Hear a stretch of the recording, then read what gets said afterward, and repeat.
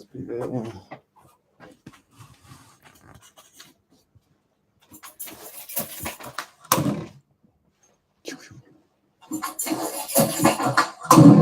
Kaya mo sa kanya.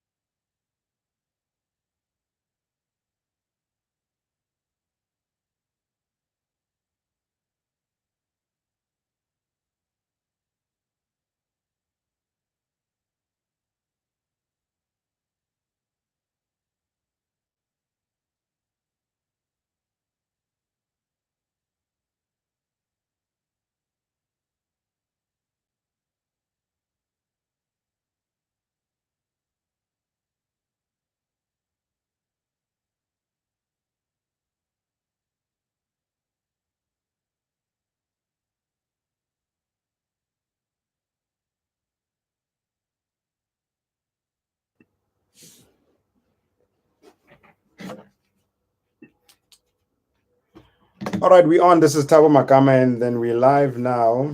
We on T-Junction, and today I'm hosting. I call him the property champion, the Township property champion, Jason. We're going to be interviewing Jason McCormick, CEO of JSE listed Exemplar REITail, which is a market-leading development organization. They are owners, managers of township and rural shopping centers across South Africa.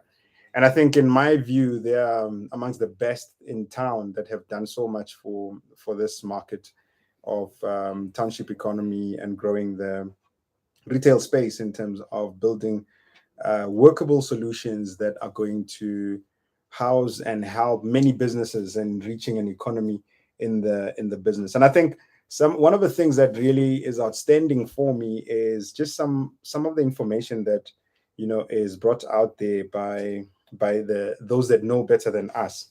And I took a quote from a conversation that Jason was having with one of the interviews that he's done. So he was laughing earlier on when I met up with him, and I said to him, these are some of the things that you said. So it's just very interesting to see how the conversation can grow. So when we're looking at this, look at some of the things that have been said there. 150 billion goes through spaza shops, 90 billion or so goes through the food sector, and approximately 10 billion goes through the hair care sector each year. And all of these is spaces where we find ourselves as organizations and many individual, township-based businesses that are doing it. So it's very interesting to then get to see that all of these things are really highlighted in how one can be able to grow the business and make it work. So Jason, welcome, and thank you very much for making time. Having me, yeah. Cool. So I think the first question is really to get to know you, to get to know who's Jason McCormick. I think I've gotten to like what you're doing, and the name has become familiar in most of the circles that, when one talks about property and one talks about township economy, your name pops up. When one talks about how the empowerment, conversation needs to happen post riots and a whole lot of things. But tell us a little bit about yourself and, who are you, and, how did you come about into this particular industry? Long story. Again, I'm Jason McCormick. I'm the CEO of Exemplar REITail. I'm also the managing director of McCormick Property Development, which kind of gives a bit of the history as to how I got to be where I am today. We are 40 years old this year as McCormick Property Development. Yeah. And it was a company started by my father. Nice. And so that's how I came into it, and there's a lot more I can speak on that. Back to Jason. I'm 44 years old, father of two, married, and been doing this all my life. Wow. So basically grew up in Pretoria, went to high school down in KZN, university in the Western Cape, came back, did almost a full gap year, learned more than I probably did in 4 years at varsity than I did in my gap year. Sure. Had to struggle to try and make ends meet in Europe. And then came back and joined my father 20 plus years ago. In McCormick Property Development, and was made managing director in 2011, and listed Exemplar REITail on the JSE with it then 20 shopping centers. And we're the only pure township retail focused retail on the JSE. It's all we do.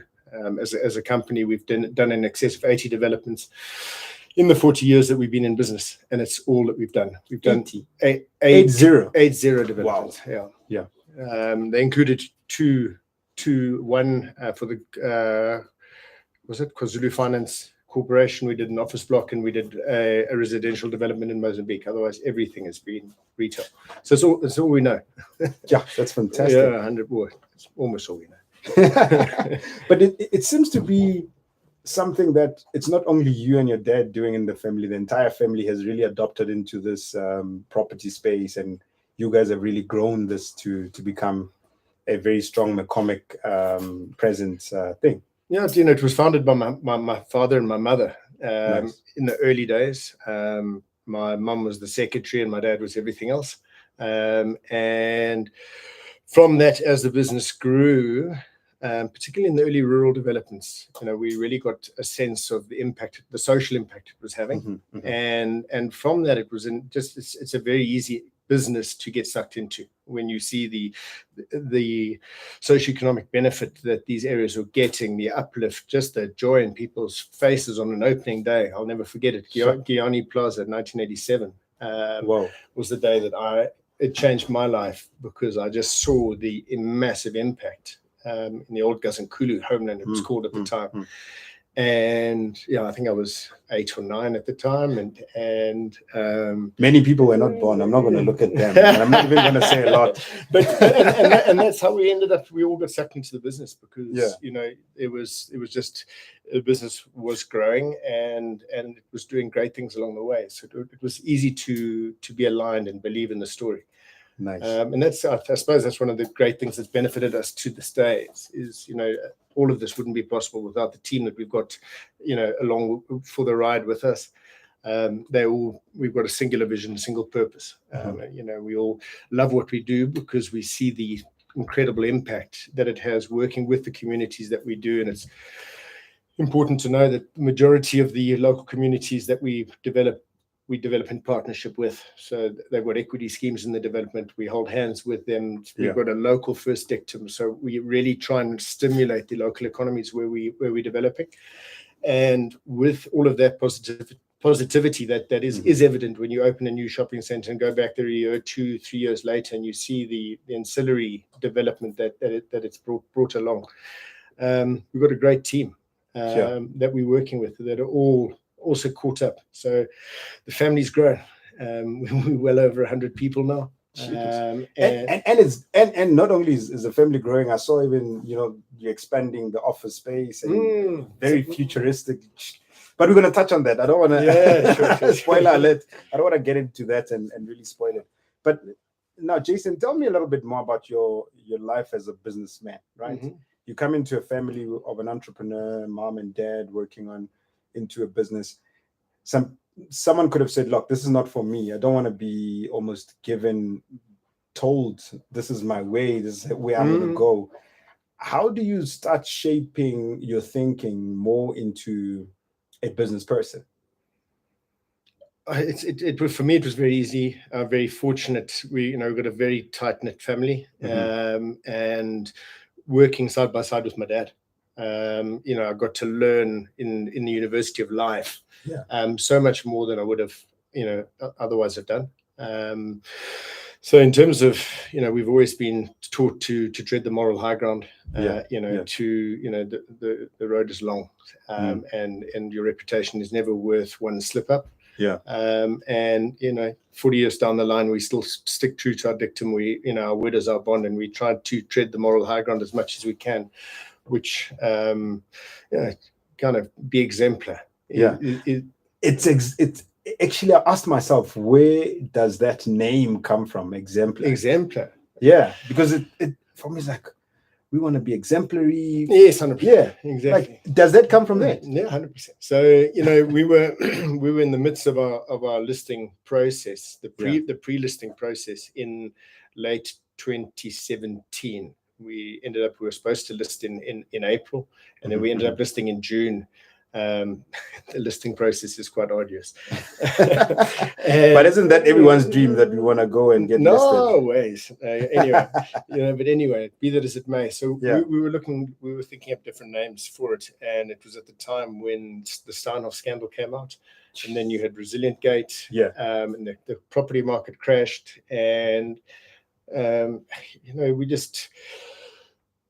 it was something that we've always held ourselves up to be, be the shining light, be the beacon, be the moral compass. And at the time, it was something that just struck true with us that, in this time of turmoil and lack of trust, we could be this company that's always been what we are. We've just never been listed before.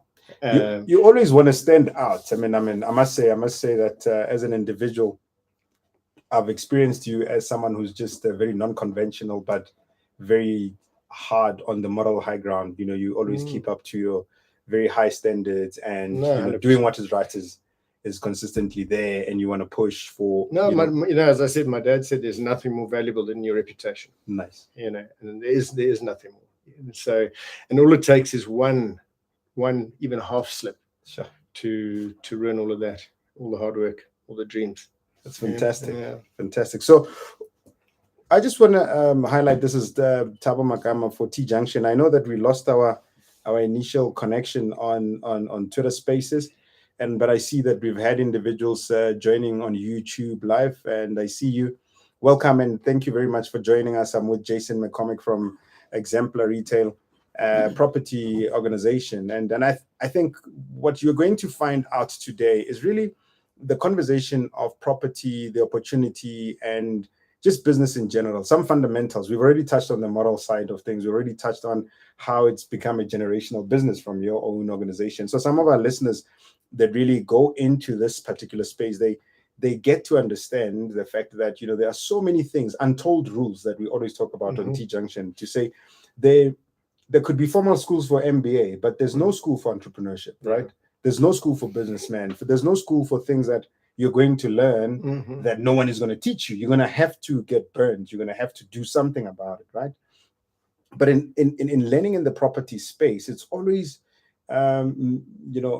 people talk about rich dad, poor dad, and say, no, you have to invest in property. You have to invest in things that are long-term. Some of the things are just untold. In your view, the property business is not easy, but to flourish, what makes your business constantly achieve its goals, and being able to build such big assets and continue to go from one leap to another without getting, too technical about it, because, some of the things can be technical, but what are some fundamentals that one can think about in really building your business in the property space? I think dedication, drive, attention to detail. We've already spoken about the sense of purpose, with what we're doing in the communities that we're working with and bringing what we do. There's a lot on the line, and it's an incredibly focused business. The retail is detail, they always say. For me, it's the most exciting portion of property, sector of the property market, because it is complicated. It's, you've got consumers' wants, desires, aspirations, needs, and then you've got various retailers that you've got to mix in a melting pot, and I hope you cook the cake right. For what the community wants. But for me, it's a big part of the fun of it is working with the community and making sure that you deliver something that everyone's proud of. So what sets us apart from everyone else? I don't know. I'm not looking over my shoulder, looking at everyone else. so you're running your own race. 100%. You know what? We're in a great space. We are unique in the way that we do things. We hold hands a lot more frequently with people, I think, than a lot of other people would have. And to the extent that there's been some significant black shareholding in the majority of all our malls. We've built a lot along the way. So just break down that a little bit. When you're saying majority black shareholder, so you find black business partners, communities. So they've got major shares in it. Okay. Not particularly the majority shareholders. But up major to share 50, up to 60% in Diepkloof and Soweto. Wow. Whereas in a lot of our others, up to 50%, 30%. Which we'll then fund. So that's fantastic. That's historically been the model that we. Because I mean, being honest, someone would think, these white guys are just coming into the township 100%. and taking away. And I've seen how vocal you become around the working together to actually make things happen. You were on the ground in the eve of the riots and post the riots, and doing a whole lot of things. And we'll talk about some of the things that you do in the township. But in looking at some of the technical knowledge that you have in your team, what are some of the critical things that you make sure you don't go without as you go into some of the projects, the type of people that you want to always work with, and the type of communities? What are some of the challenges that you face in communities? I mean, you and I were just talking about another community which is very difficult to get into, but it's fundamentals of really doing something as an entrepreneur. I think as a businessman, what are some of the things that you do as part of your groundwork to get buy-in and to build on the assets? No, listen, at the end of the day, it's the community's asset. So if we don't have buy-in from the community, we're not coming, plain and simple. Sure. Because if the community is against it, then why are you trying to push the elephant uphill? And you're only going to have trouble going forward. Fortunately, we've worked well with people. We don't do advertising, so all of our stuff comes through word of mouth, generally speaking, through people that we've worked with. Sure. So we get good references from people. We know. Just at the end of the day, it's trust. It's a lot of it. It's a lot of trust. We're old school in our way. We're a family business. Even though Exemplar is very corporate, so we've got in-house counsel and everything else. We do everything by the book. Everything is 1,000% by the book. Sure. But there's still a lot of there's still a lot of groupthink. There's huge entrepreneurial spirit in the business, which would part of what makes it as fun as it is to be developing, even in times like this when things, the chips are down. A lot of the financial analysts say to me, are you not worried? Eskom's failing, water is failing, sewage is failing. And I was like, for 40 years we've been developing in the homelands, in the rural areas that didn't have, they had Eskom, but they didn't have water, they didn't have sanitation. Sure. So we're proficient in swimming upstream, I think, and have managed to create a business out of it. And I think it's hard work and dedication. There's months that go by we've been working 16, 18-hour days, just week in, week out, week in, week out. A lot of risk. Obviously, property, there is a lot of risk, and there's a long timeline on it. But it's a vibrant space. So for you entrepreneurs out there, there's the peri-urban townships. The rural urban migration is huge. So the backyard Amarumi is becoming huge business. Oh man, and all you need to do. My dad started the business with one shop, a single line shop in Mokwadi. It's now called in Dedenron. And that's all you need is a single room, and then a second room, and then that's how you start. It's just like and the reality is, for your listeners, for your people, property is a long-term game. It is capital intensive, and you have to be patient. But go to the right areas. Go to where there's demand, where there's population growth, economic growth. So you touched on a very important part of the conversation. I mean, one of the things that some of the guys have sent as questions was that, the property business can be unforgiving in terms of going in and investing and not getting the return, or maybe waiting too long, right? What has been some of your key learnings in terms of the decisions that you've made as investment decisions in terms of the size and time that a person should be looking at in going into a commercial deal? We're going to start building Leratong City in June. We've been on that project since 2008. What? Like 2008? Yeah.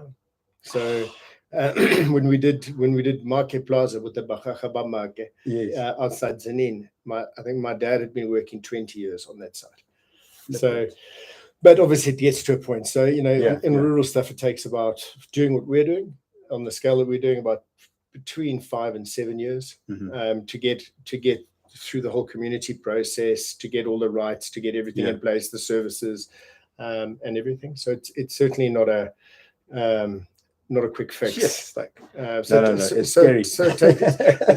It does. No, listen, and it can take time, and communities do put pressure on government to help speed up the process. Nice. Because obviously we find often that there's just a lot of processes that need to be followed, and sometimes they take longer than the communities are certainly willing to wait. So, and how big do you still want to build your business as Exemplar REITail? I can tell you that traveling, going to different townships and different rural areas, the need is still great. I can surely say that there is still potential, particularly you looking at Eastern Cape as one of the key areas. I was like, these guys are thinking, very wild. Eastern Cape. No, listen, I love the rural areas. Yeah. I'm often quoted as saying it's my favorite place to develop. That's where we have the biggest social economic impact. Yes. Is when we take, the town all the way into the rural areas by taking. And I love the Eastern Cape. It smacks back to my roots, my history of rural retail. Is it's a developed market, but it's an unsophisticated market in the way that it's been developed. And when we went to Flagstaff, so we've now got 4 assets currently in the Eastern Cape, and we'll start. We programmed to start at the end of this month in Indutra, which would be our fifth asset in the Eastern Cape. But when we went to Flagstaff, people were getting their grants in the rain. It just terrible conditions. We've kind of turned the town on its head, because now everyone can queue indoors for their grants. Suddenly everyone else in town is having to clean up, how they were looking after the pensioners, the Gors, and Mkulus. And it's just nice to have that kind of knock-on effect. But so listen, we're doing a lot of rural up in Limpopo as well. And we all enjoy doing the rural stuff. 14,000 square meters, single anchor, generally speaking, although Bawani's double anchor, and the one in Idutra is also double grocery anchored. Sure. Yeah. That's fantastic. I mean, it's such a growth for Black entrepreneurs. And I mean, you've worked with the likes of Drip and Batu in your last No.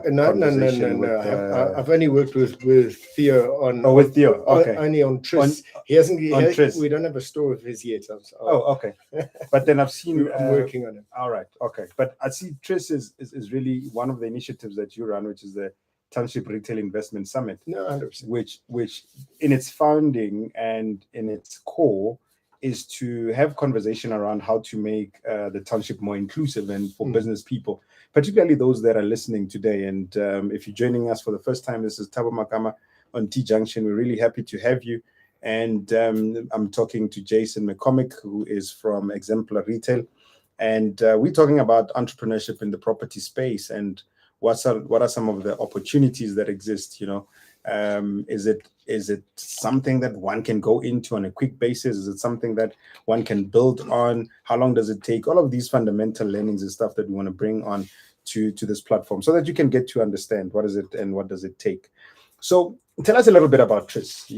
How did you come about it? And in looking at you choosing the township commercial property space and malls, not a lot of people go into the township. I mean, there's many who say there's a risk. There's so many things. But yet we see your malls popping up in townships, the very same place that many individuals are running away from. But yet when they talk about statistics, others have claimed there's 900 billion in the township. Others are saying there's 500, there's 250 billion in terms of value that comes out of the township. And when you look at the growth aspirations of retailers, many retailers have made billions out of townships. What role does your organization and Tris, play in terms of making sure those dreams actually come to life? 100%. I think, Tris was a byproduct of the organization and organizational thinking that existed at the time. So I think in the 1 and 2, the founding kind of principles of the two are very similar that we need. And from my earliest days in the industry, I've bemoaned the over concentration of retail in South Africa. 4 major supermarkets. For us, 5 major, Woolworths is coming at 6 major fashion chains. 4 major banks now with Capitec, 5 major banks with a few guys coming up. It makes it very difficult for new entrants coming in. It makes it difficult for me as a shopping center developer. Because I've only got a few doors to knock on. And so the balance of power is not in my favor. So what we're trying to do is through the organization, through our Kazi collab, try and see how we can get a lot of these township entrepreneurs, how we can stimulate them, mentor them, and get them up to running their own brands. Very much in the way that Lekau and Theo have done with Drip and Batu on their own accord. Okay. But our dream is to create the next 10, 20 of them. Sure. See if we uncover them wherever we can, because we've got the platforms, we've got the space to let them shine. And that's one of the exciting things is we've got all these retail platforms. Yeah. We haven't even really scratched the surface on how we can use those platforms to create positive change So on would an you say- ongoing basis in the would, township. would you say that there's a lot of opportunity for guys that can multiply? Some people that own Who can products scale up. who can Yeah, scale up 100%. in your respective spaces. No, listen, I think one of the founding principles that my father had when he started, the Mlungus didn't come to the areas he was taking retailers to. So he would have a box or a score supermarket, and then a smattering of Pep, and then he would have local black business. Yeah. So it's, and although unfortunately the farmers, the local pharmacist, the local doctor don't do as well anymore as they did in the old days, which is why we're looking at how do you take people that have got great products, and we've got a number of them in the Tembisa Kasi Collab who do incredible work and are definitely scalable. Now tell me a little bit about that, because I saw it's just some amazing work that you guys are doing in the collab. I'm not doing. We just gave them the space. That's all. So it's a different organization that's doing it, but in your no. spaces. So we found Township entrepreneurs. We brought them together into that space. So that's their platform. So they pay for lights and water. That's all. They don't pay rent. We set them up, and then they and it's the most prominent shop in the mall. Basically, it's on the busiest entrance. And a number of those brands are just flying. They're going from strength to strength. I'm so proud of how they're doing. And that's what we're trying to do. Is we're trying to build Township brands to give Mr. Price a run for their money. No, that is fantastic. So now tell me, is there future business that you envisage will come out of the Township? Probably in vertical businesses that really pop out of this. We've got a lot of entrepreneurs that are joining us today, and I think they have a lot of questions as well that they're asking.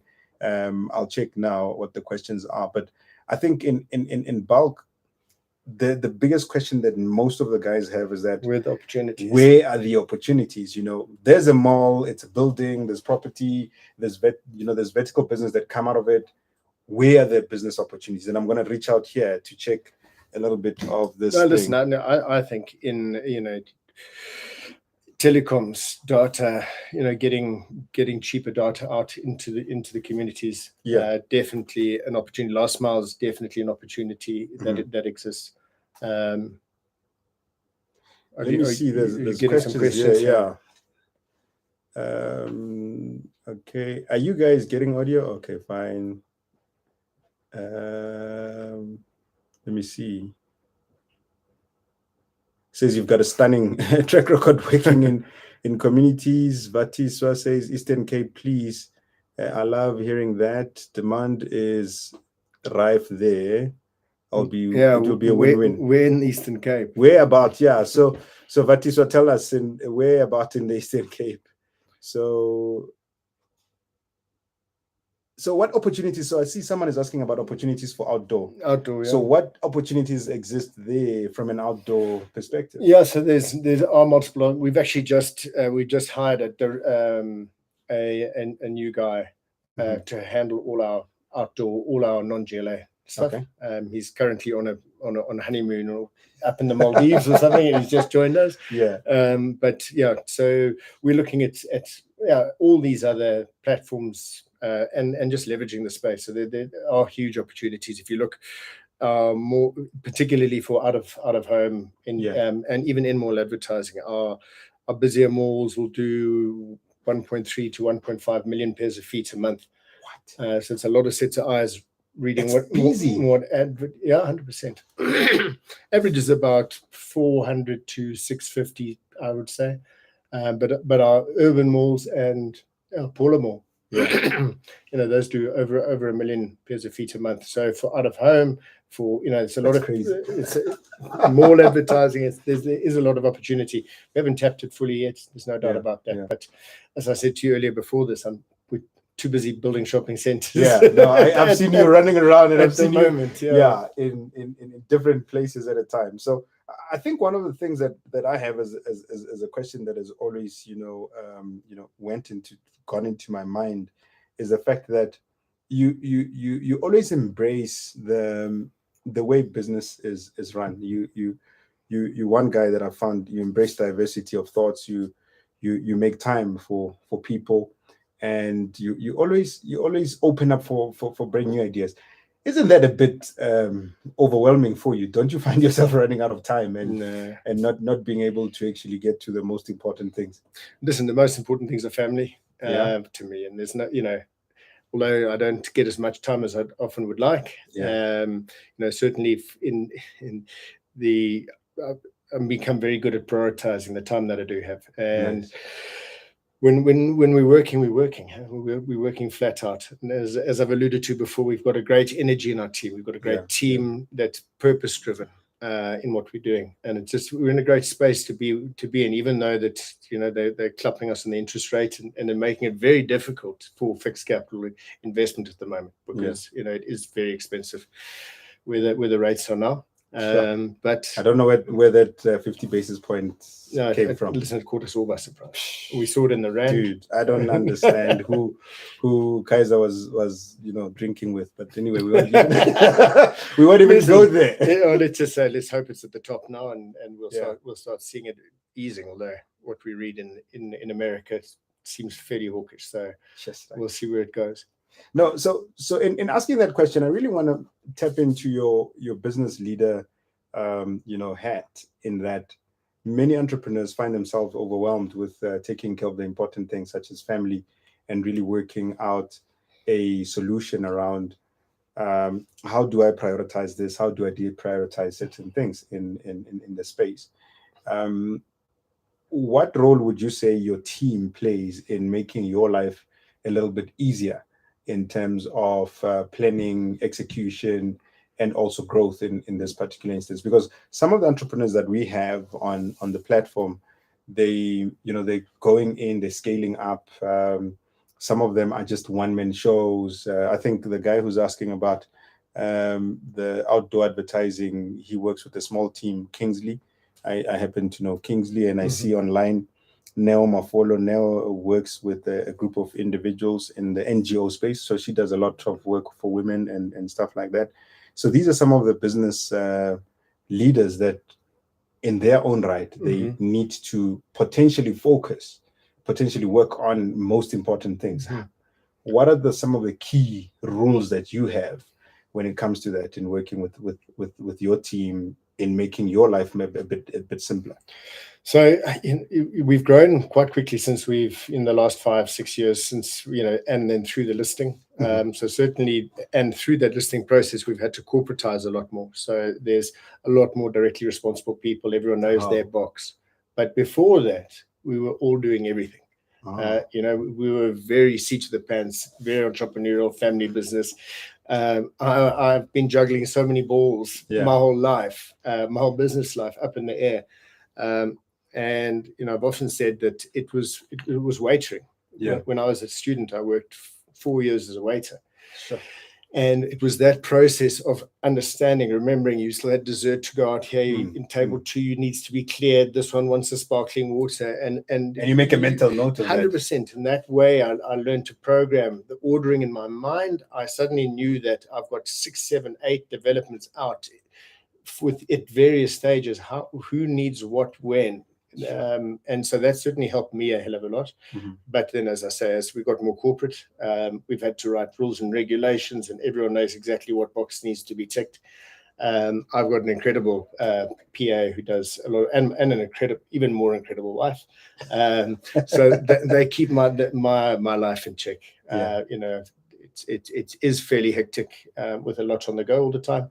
Sure. But it's good to have good people around me, and just coming further back into, as you scale up, you have to have these systems in place, because you can't do everything yourself, and that's very important. You need to have trusted people you can trust, and you need to have clear structure and guidelines as to what are the parameters, because that person needs to operate. You can't manage a manager. You know what I'm saying? At the end of the day, if you're going to have someone else and you're growing your business, you need to have a person that you can trust, and they need to know what their objectives, what their parameters are, what's expected of them, and where they can't step. And then you can go ahead and grow your business without having to worry about every second of what's happening over there. Sure. You don't have to always look over your shoulder and think, are these people doing what they're supposed to be doing? Listen, for me, it's amazing to have watched young guys grow in the business and come and bring me back work that I can see they've got cooked. They've been thinking, they've redesigned shopping centers to cut out the cost. Wow. It's a big part of what we're doing is cost management, before we even on plans to take out all the unnecessary costs. Sure. And it's just great to see our guys grow in an environment like that. Sure. So do you have a view of plus minus how many businesses have been empowered through the Exemplar network, black businesses? So 80 developments. We've got 31 developments at the moment. We've got about 2,000 tenants. I would say 10% of those tenants are historically disadvantaged black tenants, but it used to be a lot higher. Oh, remember I said to you in the early days, my dad had to have about up to 30%. But his target was always to get 15% of the tenants paying 10% of the rental. So they were always being subsidized by the nationals. Nice. Always a lot smaller space as well, so that the costs were more manageable. But can we be doing more? Certainly, I think we could be doing a lot more. There's a lot of businesses that we've seen come and fail that had good ideas but just didn't have the wherewithal to hold it together. So, do you think that particular gap that exists then with the high failure rate, such structures as that incubator would actually play a very big role? Do you give any advice to the incubator? That's why I was asking you, is why is this here, not in the township? I wish I could replicate my space into different spaces. Come give training out there. No, definitely. It's some of the things that we want to focus on. We do help some of the businesses in our space. For instance, we work with one corporate and developing SMEs as part of our DNA. But the biggest challenge that we find, right, is the fact that when we go out to go and do development of SMEs in the township, is not having those structures that are existing. But I like what you're doing there, because the space that is dedicated to those entrepreneurs, it makes it easy for people like us who are business coaches and who are developers of entrepreneurs who can go into that space. And that is why, for me, township commercial property is something that is overdue. I grew up in the township. We grew up having to see one mall in Boputatswana. When you go to Mabopane City. What do you call it? Yeah. Central City. In Central City. Yeah. So we grew up now seeing Central City as the, biggest shopping center of life. Now, all of a sudden, I go home, I see Plaza here, Plaza 2, Plaza 3, Plaza 4. I see so many retail spaces. And I look at the population is multiplying. People from Limpopo have gone into the townships, and people coming from other, spaces. So in creating business ecosystems, right, what sort of thinking cap should people who come from townships, who are budding entrepreneurs, and I think it was a big challenge when you say, why are you here and not doing the same in the township? I was like, boy, did he just ask that? No. But it's a big ask, right? Yeah. Sure. What sort of thinking cap should we be wearing as business entrepreneurs that are based in the suburbs, based in places like this, in order for us to go and plow back and go and start working in the townships? What sort of mindset, or what should we be doing? Yes, I don't think I fully understand. So people like us, there's people like you who are doing property development in the townships. How can we bring our heads together to actually make a high impact in the township? What should we be doing? We as who? Black people and developers. Yeah, 100. You should be doing more than just going back for a victory lap. It's for certain. No, listen. There's as entrepreneurs, more than being black, for me, I think it's any entrepreneur who wants to go back into doing more. Listen, where there's establishments. The townships are very cash generative businesses. There's a lot of free cash flowing around in the townships. So in Ekorka and all these guys have done well on card payments, but listen, there's what should you be doing? There's so much to be done, and it depends on what you want to get involved in. The townships are such rural, such vibrant spaces. There's such an amazing energy in there. People are resilient. And I always laugh when I go to a dinner party and these Mlungus are saying, we've got the roads are falling apart. They've got such bad potholes. I said, well, you must go into Mamelodi. Go and look at what the people in the townships have to deal with. But they're resilient, and there are businesses that are thriving. And it's for me. So we did our second collab in Mamelodi, and some amazing brands there. Third one, we're going to roll it out in Edendale, and hopefully we'll have one in every area that can sustain one, that we've got enough creatives from that local area, because that's one thing I haven't mentioned. One of the, I think, stroke of brilliance that my dad had in the early days was his very strictly local first policy. So we look at a big part of any mall development is involved in working with the community, making sure that it's people from the local areas, that the people that will shop, that are deemed to be local, or people that can shop at that development. And we must then evenly source employment from all the various wards, that's in itself is a business in itself. Sure. But what do you have for local entrepreneurs? Patrick Moraka was a guy who approached us when we did Tembisa Plaza, Andrew Mapeto Drive, in Tembisa, would have been the early 2000s, and he wanted a car wash. But he was pushy, but we liked the guy, and he ended up winning the contract to clean them all. And he went from there. He went on to 5-6 malls. He then became our CLO during our Mall of Tembisa. It was our biggest ever development. We did that during lockdown. Opened in 2020. Crazy stuff. And I now believe he's doing with his brand in Papua, doing other liaison work for other people. And that was just through a guy that had the passion. And he started out, he wanted to wash cars. He ended up washing shopping centers. Yes. And now got his own fully fledged business on the side, doing really well. And so there's a lot of opportunities. You've got to find where they are. And there are a lot of opportunities from, one of the guys, head of digital, Bungani's head of digital at Exemplar. He joined us. He was an intern. He joined us from Tembisa. And he was telling me how he started out making makwenya and then selling his uncle's mohod. And his pricing strategies and that's how I used to hustle. He was a student, but he was grafting. Was hustling and grafting. And that's at the end of the day, you can never stop hustling. You can never stop trying. You can never stop pushing. There's an old saying: you can't catch a fish if your line's not in the water. Make sure you've got lots of lines in the water.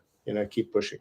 Fantastic. And you men with green fingers, some of the one of the things I actually dug out in terms of what you are doing. All right, is it fine? So some of the things that you're doing around the green space. I attended one of the TRIS sessions, and someone was talking about they do mall planting and stuff, hydroponic. And she was telling me I'm wasting water in my market garden down at the bottom there. I'm very proud of that. Seokula cooperative. There were people that were farming adjacent to the mall before we built it in Tembisa. And we've set up a couple of hectares for them that they're farming very successfully at the moment. And listen, urban agriculture for me is something that's got huge potential. We've got to encourage more people to grow their own food. There's no doubt about it. We've got great soils, and for the past couple of years we've had good rainfall. Going forward, let's see what El Nino brings. But certainly, there is huge potential. We come from an agrarian background, all of us. Is it? No, myself, yes. I come from a farm, but all of us. And in some way, 100%. And there's a lot more to be done. I was talking about the one that we're doing now at Chakuma, the development we'll open in September up in Township. We'll open that in September, and that's next to one of the biggest fruit and veggie markets I've seen. Sure. So I'm looking forward to. We're talking about that and the potential in that particular, So it's amazing stuff. We're not just doing that. We're doing a pilot fodder project, which will hopefully then roll out to other communities to provide fodder for livestock. Again, using wastewater from recycled water from the mall to grow the animal feed. So lots of small exciting things. That's on fantastic. The side, I mean, one of my guests last time, in fact, the last guest that we had was Chief Director of the Gauteng agriculture and forestry. And he Okay, was yeah. saying that they're looking to see more spaces where they can do aquaponics. Yeah, 100%. And I think it's But that you probably can do somebody- anywhere. You can do anywhere, yeah. Yeah, yeah. So they've got a project they're doing at one of the Fourways malls, and it's one project that is also growing. So it looks like malls themselves are now becoming spaces for alternative. Especially if they've got a lot of space for hydroponics. Yeah. Yeah. So I think that there's big potential. Now, tell me a little bit. Many businesses, and I think there's more questions that are there. Oh, the person says I'm from Tata, a property professional for many years. You just have to go to town by month end, and the neighboring towns, Kumbu, Tsolo, Mount Frey, Dutwa, Mkanduli, and all of that. But see what's it? I can't see that. Yeah, I think it's So we actually opened in Mount Frey now called Kwabaka. We opened there at the end of last year. We'll start hopefully within a month in Dutwa. We're still working on something in Mthatha. But no, I haven't been to. We don't have anything planned for the other ones. There's also Whittlesea. If you see that one at the top there, Mnetisi says that interesting. Where's Whittlesea, especially for a new brand promised given our rich agriculture potential. So Whittlesea, where's Whittlesea is also out in the the Eastern Cape. Yeah, I'd have to have a look.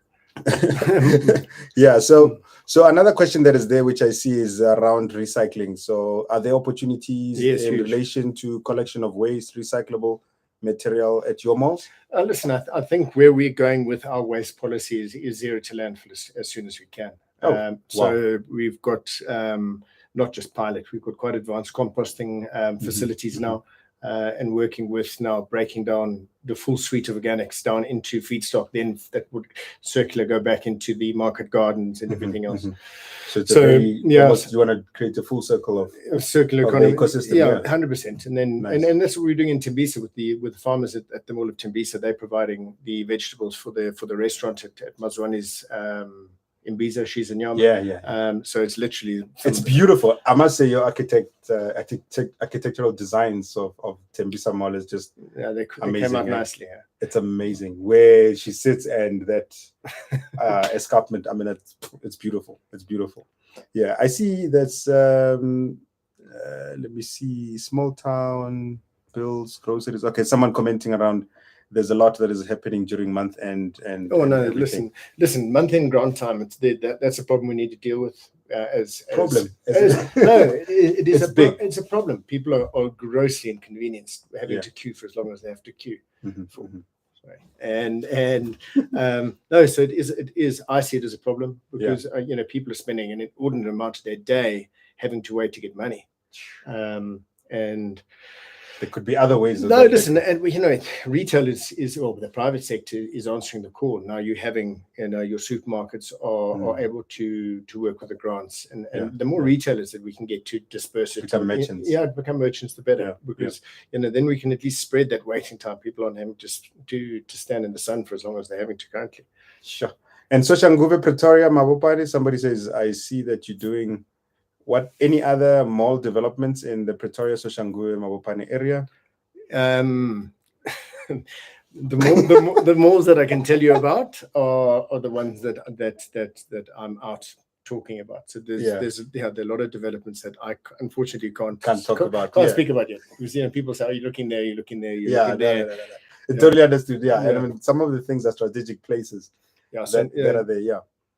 No, fantastic. So. As a businessman, I want to ask you this question. I always ask people. We get to business and then, we think we've got it. We think we know it. And then, boy, school fees. We end up paying school fees.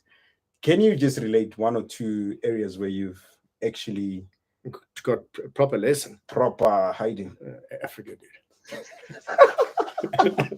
Africa gave me a good buckslant. Is it? Yeah. No, it's just because it's so foreign. Yeah, in terms of that whole environment that you're dealing with here, you're dealing with mostly a rule book and tenants you understand and due process and everything else. Whereas in Africa, you're dealing with exchange rate fluctuations and all of that on top of systems you don't understand, legal systems, property systems that you don't understand. It was, I spent the best, 10 years, I suppose, putting schemes together, on the side of doing what we were doing here locally, but traveling a lot up into Africa, up into Kaduna, Kumasi, Lagos, East Africa as well. We were up in Luanda in Angola. In Angola. Oh, that was the best money we ever lost. I think that we. Yeah, many people have got a lot of stories to tell about Angola. Yes, we only lost a little bit of money relative to what we could have. So from my side, in terms of the stick to your knitting, I think that's what everything seems to, but you can't parachute in from as an external and put that kind of stuff. As I said when we started this interview, retail is detail. There is so much that goes into. I remember that retail is detail. 100%. There's so much going into making each one of these things work. They're like a human body with each organ, each retailer playing a part in making sure the body functions correctly. And listen, I'm still. We've just got enough on our plate locally, and one of my dad's favorite things is always finish what's on your plate. Yeah, and we've got a lot of good retail locally. So, listen, still got plans for Africa in time, but certainly that was a proper lesson. And unless you're willing to commit to something that you don't understand 100%, then don't touch it. Even when you work with partners that are based in a different geography, just like that's rough, eh? Well, it depends. If they're also putting in their side of the money, then their skin's in the game. Yeah, and I suppose that's where we went wrong. Is we bankrolled a lot some of the projects. Yeah, a lot of it, and then you get 100% of the stress for less than 100% of the reward, basically. Sure. But so that's the only real big school fee. I think we, as a company, we've remained fairly conservative in everything that we've done. We don't start building a shopping center before it's leased, for argument's sake. So we lease first so we design it to the specifications. We get of the tenants. Yeah. So we cost all of that down to the last cent before we've raised the money, and we raised the money at the time. And so because we've been conservative there, and under the guidance of my old man, we've fortunately managed to avoid some big school fees other than Africa. You can't buy experience, eh? No, 100%. No, absolutely. Wisdom and experience. Yeah. No. So one of the things that really stand out, and you and I started engaging a lot during the riots, and looking at how you took the bull by its horns and really challenged some of the thinking. And I don't see that as a school fees though, but what are some of the key lessons that you've learned in working with communities on some of the malls that they've protected and some of the recoveries that you've had? What are some of the key things that you've learned to appreciate about your working with different ecosystems and working with different leaders? Listen, I think the rebuild process was, I think, felt on both sides. That was the one big thing that came through with all of this was, how these communities were 3-4 months down the line, then realizing, just how urgent it was now to get these things up and running again, because the lifestyle, the functioning of those ecosystems that they were used to had now been turned on its head. Sure. And I don't think that we've done anything much different from the first time that we built with him. Yeah. We always work closely with our communities, and so I don't think that there's been any additional learnings that we've learned. We're always on a big drive to be local, to be more locally relevant and community focused. And certainly, we doubled down on that to make sure that the community was as involved as possible during the rebuilds. But it's far more fun to build something for the first time. So it's nice rolling the new schemes that we've got coming up with the various communities that we've got out there. Fantastic. So I hear there's some exciting projects. So if you haven't gone to Jason's website or if you haven't gone to Exemplar REITail, website. Just check there some of the new developments that are coming. And if you're joining us for the first time, this is T-Junction. My name is Thabo Makama, and then I'm your host. We working a lot and having conversations with leaders in different spaces. Today we're talking to Jason McCormick, who comes from Exemplar REITail, and we've had good conversation so far. It's been an hour, believe it or not. Time flies when you're having fun, right? And I think some of the things that many people ask themselves is that, you know, if I go into big organizations such as Exemplar REITail, I'll find different types of people that are there that are, you know, thinking differently, and you've touched on corporate. But as a leader, in terms of leading your organization and leading your family and like that, what is your secret formula? We always ask this question to people before we close out. What is your secret sauce? If someone has to say, passion, Jason, what is your secret sauce? I think it's passion. You know, I'm a very emotional person. I feel very deeply. Yeah. So I'm very driven by, that sense of, you know, commitment to a cause, and that belief that, you know, this thing is bigger than me. There's no doubt about that. And I suppose that when you feel you're part of something bigger, you're willing to, whatever it takes, you're willing to do whatever needs to be done. And never give up, never stop. And you know, I'm a perfectionist in where it matters. Mm-hmm. My wife will tell you I leave my mess on the floor. but you're a stickler for things that matter, not so much as the other things. Yeah. But yeah, coming back to retail is detail. You know, at the end of the day, you know, we 100% committed to what we're doing, focused on only what we do, and that is Township and retail. And eventually do something for as long as we've been doing it, and it's kind of second nature. It's just what we do. Our dream business, unfortunately. It follows me into my sleep. So no, fantastic. Yeah.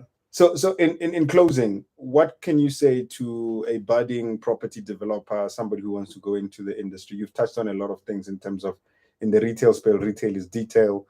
It's a long-term game, but, you know, some serious thoughts that they need to put in before committing, because some of the people might take their life savings and might take, you know, money that they borrow. Make sure that you can get your return upfront. So understand what your costs are and what your rental will be. Is someone going to rent at that? Mm-hmm. And is that an adequate return on the capital that I'm going to spend? You know, it takes a lot to do that old field of dreams, build it and they will come. And I think that's where we've seen many people lose their shirts. Is they've got to make sure you've got a market, make sure whoever you're servicing, do your market research, make sure that the market does exist and at the price point that makes financial sense for whatever money that you're going to have to invest. Mm-hmm. Always do your homework first. But sometimes, you know, you've got to go with your gut. So gut plays a role. Yeah, gut does know. There's no doubt about it. Yeah, you know, I when I first. We won the tender to partner with Putprop and some developments and Dobsonville, the old Putco bus depot site opposite the Dobsonville Mall. And I looked at it from Google Earth and I said, I'm not, you know, there's a big mall there already, you know, I'm not so keen on it, you know, but we won that until I got onto site and you feel the energy, you just feel the vibe, you're just like, wow, there's something here. This is what I want to do. And that's what, for me in property, we'll never do anything without being on the ground, feeling the energy, feeling the vibe, seeing the traffic, seeing the people, getting a feel for it. Yeah, you've been to more townships than I have. No, I'm sure you've been to more townships and rural spaces. Listen, in the old days, you know, I started long before Google Earth. So in the old days, I used to drive. Did a lot of driving, a lot of flying, a lot of driving. Yeah. No, fantastic. So this is Jason McCormick, and he's from Exemplar REITail. And thank you very much to all that have joined us on T-Junction. My name is Thabo Makama, bringing to you a very awesome, I call him the property champion, the Township property champion. And he's doing fantastic stuff. I must tell you, he's one guy who's very responsive. He may be busy, but very responsive. And so if you find yourself working with Exemplar REITail or being a tenant and stuff like that, you would totally understand what I'm talking about. But I think, Jason, thank you very much for making time. And we always tell people this is a mini university that we're trying to, you know, impart for many of the entrepreneurs. When we start distributing the material to different people, to get to learn, to hear it, firsthand from individuals that are in the business and not someone who's coming up with a very MBA theoretic nonsense, but someone who's really, rolled their sleeves and have been in there and got, down and dirty with the business, and they understand the challenges that are there. And my challenge, to everyone who comes on is to say, you know what, where there is opportunities to keep on sharing the information with us, so we can just share with the individuals that are, following us and the individuals that are talking to us on a regular basis. But keep on doing what you're doing and building others and, building malls in townships. I mean, for me, for many days, I've seen how the impact of individuals who never had jobs because they had to take 2 taxis to town to go and work. But now a person can actually walk to the mall, which is something we never even touched. The economics and the transformation that happens in opening a retail site next to where I live is that I don't catch a taxi, but the part of my salary that comes, I can be able to grow the space I live in and be able to have a, good livelihoods. So for me, it's more than just building. It's more than property that you're providing to the people. It's hope, it's opportunity, it's economics. 100%. It's massive. You might think the portion of it, but as you say, it's bigger than you, and 100%. It's bigger than all of us. And I think if all of us start thinking differently around what we do, the type of businesses that we go into, the impact that it gives, and getting people to get to understand what is it that you can do to empower others, to grow others, to create spaces that are going to make sure that it's a legacy for next generation. Jason just showed us how he works in a company that he's been working with his dad. It's a generational thing. So as you're an entrepreneur, as you build for generations, build for legacy, make sure that what you're doing has got impact for other people. This is Thabo Makama, T-Junction host, and I'm just very appreciative of the time that you've given me. You've allowed me to just impart knowledge. You've allowed Jason to also share his personal story in the business. And thank you very much. Until we meet again, goodbye. Okay.